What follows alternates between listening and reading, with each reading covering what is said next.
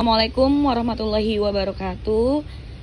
Kami ingin mempresentasikan materi mengenai rinitis alergi. Anggota kelompok kami yaitu Alvina Nurhaliza dan Dwi Risma Ningrum dari kelas FM 22E.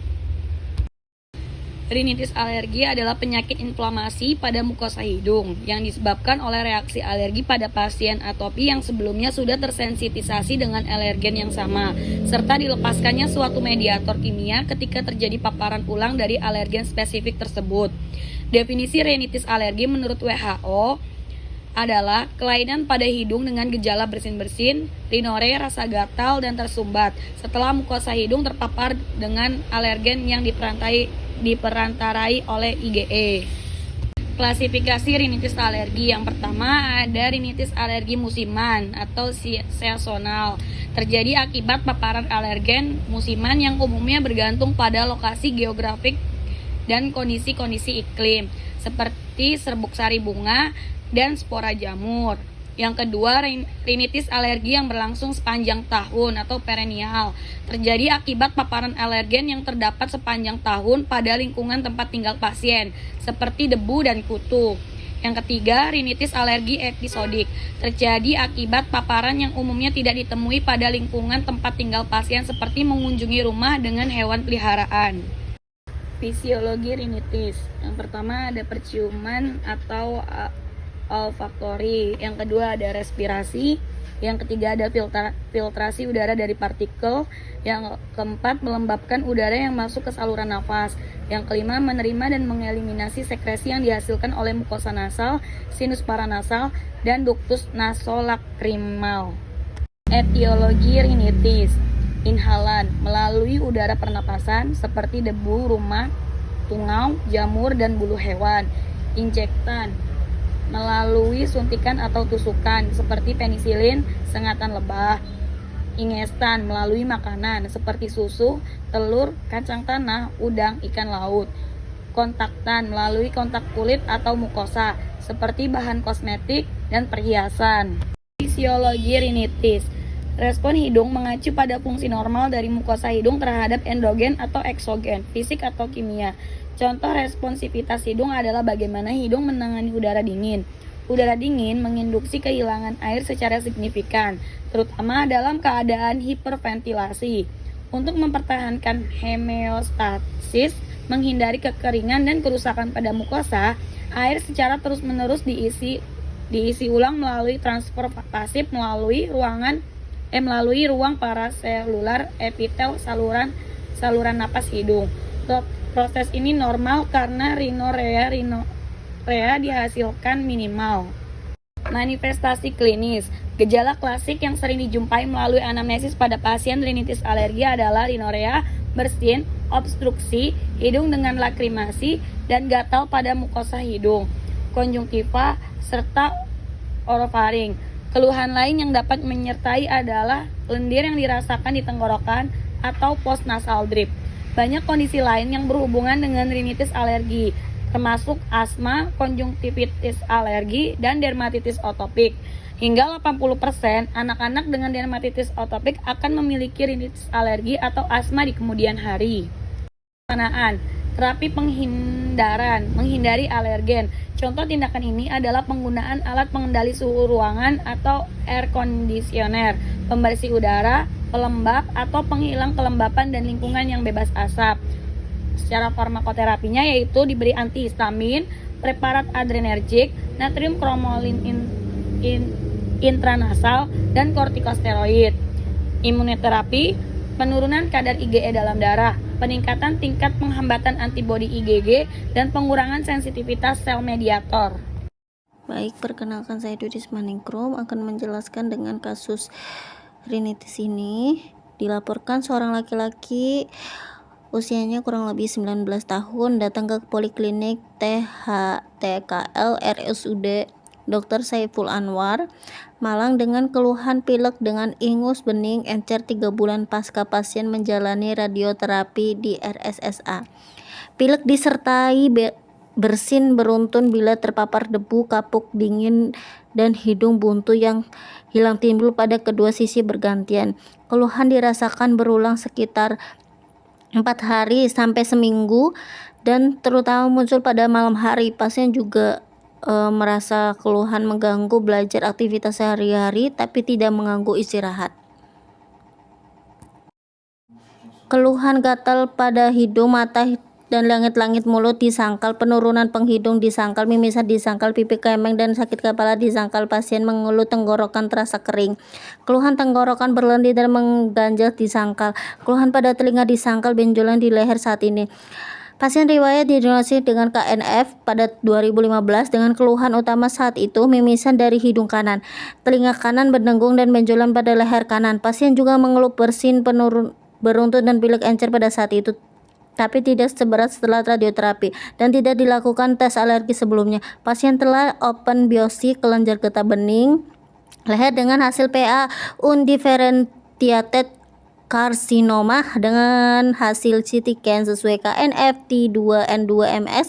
12 pasien telah menjalani radioterapi selama 35 kali dengan kobalt 60 dosis 35 kali 2 G. Pada saat menjalani radioterapi, pasien mengaku keluhan pilek dan bersin berulang namun memburuk 3 bulan setelah menyelesaikan radioterapi. Pasien merupakan anak kedua dari 2 bersaudara. Riwayat atopik pada keluarga, riwayat asma, biduran, dermatitis atopik, riwayat alergi makanan, alergi obat. Pasien tidak memiliki hewan peliharaan di rumah. Riwayat merokok, pasien berolahraga fitness rutin. Pada pemeriksaan fisik didapatkan keadaan umum baik. Kompos mentis, tanda-tanda vital dalam batas normal dengan fase 3, tidak didapatkan stridor, inspirasi maupun rekreasi otot-otot napas. Hasil pemeriksaan hidung terdapat sekret mukoid bening dengan mukosa pucat, tenggorokan, dan telinga dalam batas normal. Tidak teraba pembesaran kelenjar getah bening pada leher. Pemeriksaan darah rutin dalam batas normal dengan rasio neutrofil banding limfosit NLR 1,52 yang menunjukkan perbedaan signifikan dari kadar NLR sebelum radioterapi 2,46. Pada foto CT scan kepala leher dengan kontras pada 12 bulan 8 2019 tidak didapatkan gambaran massa nasofaring residu maupun residif atau fibrosis dengan limfonodi multiple kecil-kecil kanan kiri 1 cm yang menunjukkan resolusi KNF dibanding CT scan sebelum radioterapi pada 24 bulan 8 2015. Dengan bacaan penebalan mukosa nasofaring dengan peluasan ke parafaringeal space kanan kiri disertai dengan limfadenopati multiple cervical bilateral sesuai dengan CA nasofaring T2N2MS. Hasil biopsi nasofaring paksa radioterapi pada 21 bulan 4 2017 sudah tidak didapatkan keganasan. Pasien dikerjakan tes cukit kulit di Poliklinik Alergi KHTKL RSSA dengan hasil tes cukit pada tanggal 16 bulan 7 2019 itu kontrolnya minus, histaminnya 5 mm, debu rumah 8 mm. Kesimpulan tes cukit dan alergi debu rumah. Pasien kami didiagnosis dengan rinitis alergi persisten sedang berat dan KNF paksa radioterapi dan ditata laksana dengan tata laksana avoidance debu rumah dingin, tata laksana suportif olahraga yang tidak menimbulkan stres, dan tata laksana simptomatis per oral cetirizine 1 kali 10%, 1 kali 10 mg, steroid intranasal nasocort 1 kali puff, dan cuci hidung dengan NaCl 0,9% 3 kali sehari. Keluhan pasien dirasakan membaik dan tidak mengganggu aktivitas pada saat kontrol 2 minggu kemudian. Terjadinya rinitis alergi seperti kondisi alergi yang lain merupakan kombinasi antara predisposisi genetik dan pengaruh paparan lingkungan. Secara imunologis, reaksi alergi mencerminkan kegagalan pembentukan toleransi tubuh terhadap alergen spesifik yang berasal dari lingkungan. Kegagalan toleransi ini mendorong terbentuknya respon imun yang dimediasi oleh sitokin sel T2 terhadap alergen spesifik tersebut. Populasi sel T berperan penting dalam mempertahankan toleransi respon imun terhadap paparan alergen dari lingkungan. 9. Penurunan stimulasi imunasi tipe TH1 juga berpengaruh terhadap dominasi imunitas tipe TH2 yang dapat menyebabkan kondisi alergi pada akhirnya. Peran radioterapi terhadap populasi T-reg masih diteliti lebih lanjut. Pada beberapa penelitian menyimpulkan peningkatan aktivitas T. Penelitian yang lain menunjukkan penurunan aktivitas T-reg pasca radioterapi.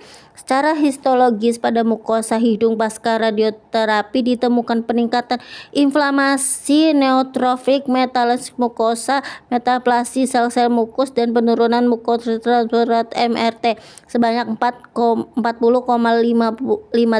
59% dari radioterapi yang makin menurun 3 bulan pasca radioterapi 38,27% dan membaik perlahan sampai 48,90% dari radioterapi setelah 1 tahun.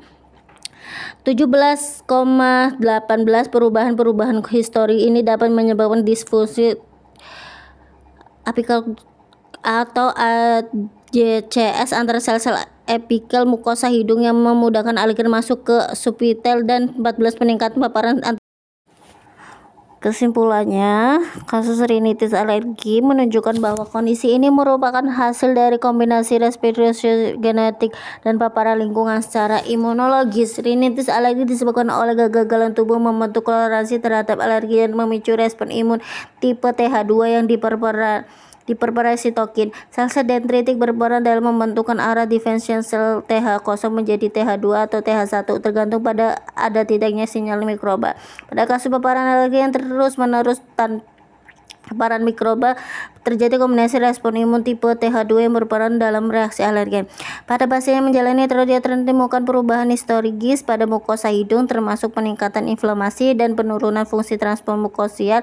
Hal ini mengakibatkan peningkatan paparan alergen pada sel dendritik mukosa yang berkontribusi pada pemburukan kondisi alergen. Studi kait dan radioterapi pada saat aktivitas T-reg masih bervariasi, dengan beberapa menyimpulkan meningkatkan sementara yang lain menurunkan aktivitas T-reg setelah terapi. Terima kasih presentasi dari kelompok kami. Boleh kalau misalkan ada yang mau bertanya.